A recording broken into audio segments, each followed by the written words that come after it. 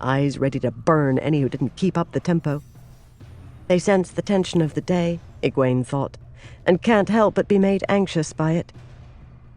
The night before, with its attack by the Shanshan, followed by the return of the Amyrlin, who'd spent the morning cleansing the Aes Sedai, and now afternoon, and the beating drums of war.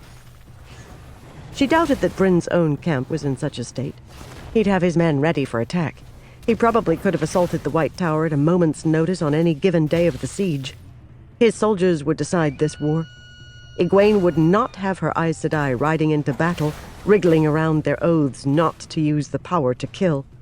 They would wait here, to be called only for healing, or called if the White Tower sisters joined the fight in earnest. Light send that Elaida saw wisdom in forbidding that. If the Aes Sedai turned the power against one another, it would be a dark day indeed. Can this day grow any darker? Egwene wondered. Many of the Aes Sedai she passed in the camp gave her looks of respect, awe, and a little horror. After a long absence, the Amyrlin had returned, and she had brought destruction and judgment in her wake. Over 50 Black Sisters had been stilled, then executed. Egwene felt sick thinking of their deaths. Shiriam had seemed almost relieved when her turn came, though she'd soon begun to struggle, sobbing and desperate. She'd confessed to several disturbing crimes as if hoping that her willingness to speak would gain her amnesty. They'd placed her head on the block and taken it off, just like the others. That scene would always be vivid in Egwene's mind. Her former keeper, lying with her head pressed against the stump, blue dress and fiery red hair suddenly bathed in warm golden light as a thinner section of clouds moved in front of the sun. Then the silvery axe, falling to claim her head. Perhaps the pattern would be kinder to her next time she was allowed a thread in its great tapestry, but perhaps not. Death was not an escape from the Dark One. Shiriam's horror at the end indicated that she might have been thinking that very thing as the axe took her head. Now Egwene understood fully how the Aiel could laugh at a simple beating. Would that she could go through a few days beneath the rod, rather than have to order the execution of women she had liked and worked with. Some of the sitters had argued for interrogation instead of execution, but Egwene had been insistent. 50 women were far too many to shield and guard, and now that they knew stilling could be healed, that wasn't an option. No, history proved how slippery and dangerous members of the Black could be, and Egwene was tired of worrying about what could happen. She had learned with Moghedien that there was a price to be paid for greed, if just greed for information. She and the others had been too eager, too proud of the discoveries they'd made, to see the world rid of one of the Forsaken. Well, she would not allow a similar mistake here.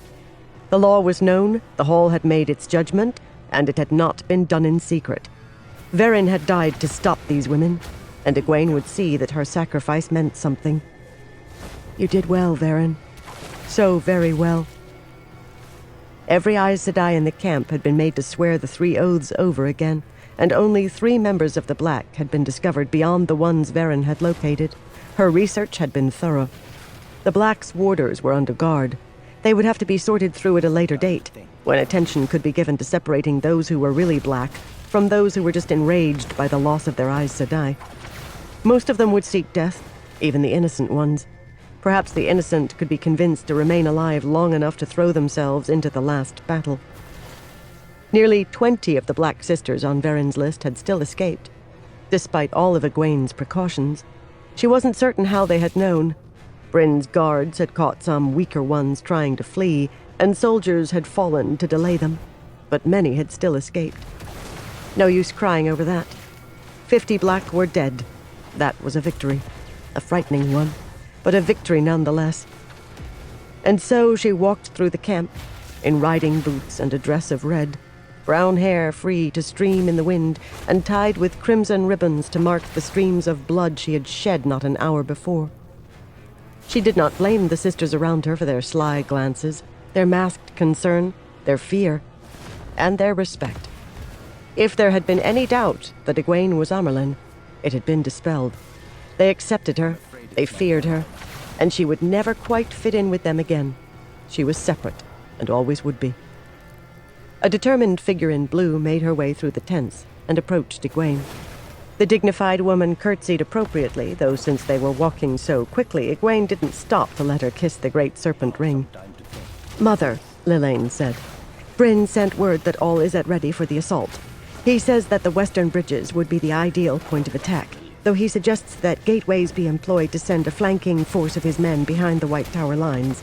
He asks if this would be possible." It wasn't using the power as a weapon, but it was close. A fine distinction. But being Aes Sedai was about fine distinctions. "Tell him I will make the gateway myself," she said. "Excellent, Mother," Lelaine said, bowing her head, the perfect, loyal attendant. It was remarkable how quickly the woman's bearing toward Egwene had changed. She must have realized that her only choice was to attach herself to Egwene completely and give up on her attempts to secure power. This way she didn't look like a hypocrite and would perhaps gain position through Egwene, assuming Egwene was able to stabilize herself as a powerful Amerlin. It was a good assumption. Lelaine must have been frustrated by Ramonda's change of temperament. The yellow waited beside the road ahead, as if on cue. She wore a dress after the color of her Aja, hair back in a stately bun. She curtsied as Egwene reached her and barely spared a glance for Lelaine before falling into position on Egwene's right, away from Lelaine. "Mother," Ramonda said, "I've made the inquiries you requested. There has been no contact with those sent to the Black Tower. Not a whisper." "Does this strike you as odd?" Egwene asked. "Yes, Mother. With traveling, they should have been there and back by now. They should have at least sent word. This silence is disturbing." Disturbing indeed. Even worse, that delegation contained Nisau, Myrelle, Phaelane, and Theodrin. Each of the women had sworn fealty to Egwene, an unsettling coincidence. The departure of Phaelane and Theodrin was particularly suspicious. Supposedly they had gone because they had no warders, but the sisters in the camp didn't consider those two full Aes Sedai, though nobody would dare say such to Egwene directly. Why had those four, out of the hundreds of Aes Sedai in the camp, been placed in the delegation? Was it mere coincidence? It stretched plausibility. But what did it mean, then? Had someone intentionally sent away those loyal to Egwene? If so, why not send Swan? Was this perhaps Shiriam's work? The woman had confessed to several things before her execution, but this hadn't been one of them. Either way, something was happening with those Ashaman. The Black Tower would need to be dealt with. "Mother," Lelaine said, drawing her attention back. The blue didn't glance at her rival. "I have other news," Ramonda sniffed quietly. "Speak," Egwene said. "Shiriam wasn't lying," Lelaine said. "The ter'angreal used for dreams are gone. All of them." "How is this possible?" Egwene demanded, letting a hint of her anger slip out. "Shiriam was keeper, Mother," Lelaine said quickly. "We kept the ter'angreal together as is custom in the White Tower, under guard. But, well, what reason would those guards have had to turn Shiriam away? And what do you suppose?"